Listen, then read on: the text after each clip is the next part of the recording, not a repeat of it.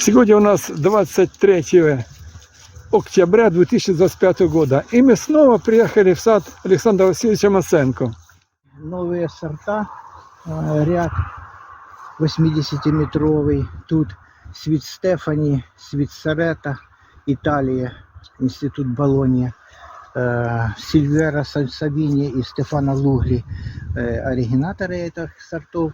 И они самоплодные, но тем не менее мы еще подсадили сюда через каждое 10-е дерево сорт Соната канадский, S3, S4 тоже самоплодный, чтобы впоследствии не удлинялась маточная трубка, поэтому надо все-таки, чтобы кровь свежая была, даже для самоплодных сортов. Вот видите, как саженцу 3 года, а высота его 1,70 м, 1,80 м. Видите? И все в плодушках, все в плодушках. Вот интересно, мы посмотрим. Урожай был сигнальный, но мы посмотрим уже в этом году, если все будет нормально, посмотрим, какой будет уже товарный урожай. Вот. Но заявлено, что плоды 30-32 мм в диаметре, стойкие к растрескиванию в дождь. И Свит Сорета созревает в наших условиях 24 июня, а Свит Стефани 30 июня, 5 июля. Вот такой разбег при созревании этих сортов. Вот это ряд 100-метровый. Тут уже повыше саженцы, повыше деревья. Тут у нас... Подвой какой здесь? Все ВСЛ-2. Я не признаю других подвоев. Я испробовал и подвои ПХЛ, значит, чешские. Испробовал я Пику, это со сливой подвой. Там гонит прикорневую поросль, что ой-ой-ой.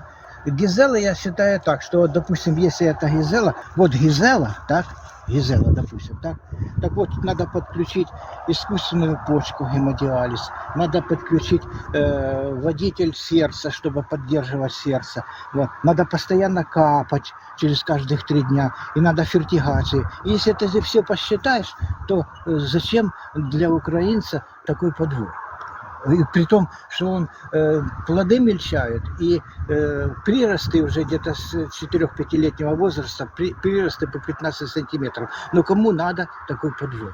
Это. Вот итальянцам Западная Европа пусть, пожалуйста, балуется. Но мы не настолько богатые, чтобы саженцы выращивать на подвое гизель. Экономически не оправдан этот подвой. Ну, никуда не оправдано. Ну, просто вкладывать, а получать что? Плоды, которые потом мельчают на 5-й год.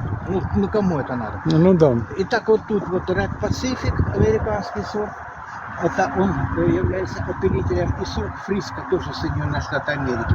Red Pacific 30 мм в диаметре, Фриско 32 мм в диаметре. Но Фриско, вот когда его ешь, такой хрустящий, мякоть хрустящая, вот, и очень красивые плоды, очень красивые, и очень урожайный сорт. А Red Pacific он опыляет. Он ранее цветущий, и он опыляет. S4 Prima S9, самоплодный, и он опыляет. Вот это 130-метровый ряд, тоже будет товарный урожай. Если будет все нормально, будем смотреть. Да, будем А посмотреть. как по совместимости ВСЛ-2 с сортами? Есть несовместимости, есть с сортами. Канада Giant, несовместимый сорт. Корвик, несовместимый сорт.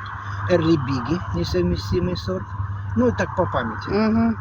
Но я влетел капитально, когда я заокулировал Канада Giant, несколько тысяч саженцев, а они все не принялись. И там такая камея потекла вниз на прививке.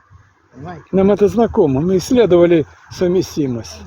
На антипке.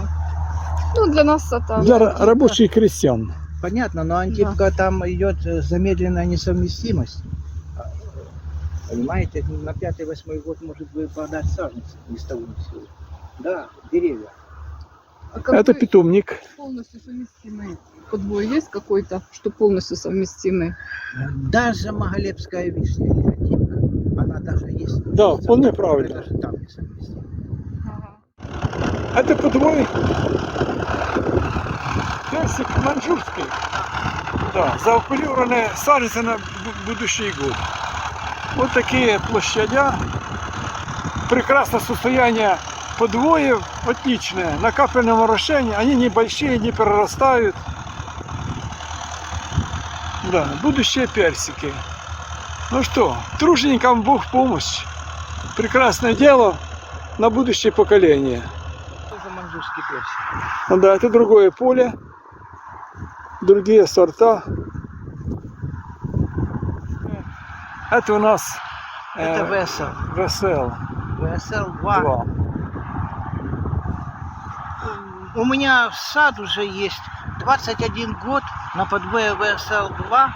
И еще будет, пока не знаю сколько десятков лет. Ну, у нас совместимые черешни, у нас, мы посадили родителям такие черешники, чтобы небольшие доставать. То уже они им сколько лет? Лет по 15, наверное. Да, черешни нормально растут, их никто не обрезает, они с года в год родят. Да, Ну, такой питомник. Гектары. 5 гектар тут. Да, здесь трудиться надо И день и ночь. ковалыхи еще. И О. ковалыхи еще 7 гектар. Это прикоп саженцев. Вот такие саженцы черешни на ВСЛ-2 на капельном орошении. Больше 2 метров. Все одинаковые. Прекрасный товарный вид саженцев с кроной уже. Практически все с кроной. И все они, как сказал Александр Васильевич, все проданы. Ну и так дальше. Там прикопы. Часть листьев они оставляют. Вот такие несколько листочков оставляют, чтобы видно было, что вегетация продолжается, что живой саженец. И вот эти дальше прикоп, залитый прикоп, продолжается вегетация, вызревание его. Мы тоже такое делали в свое время.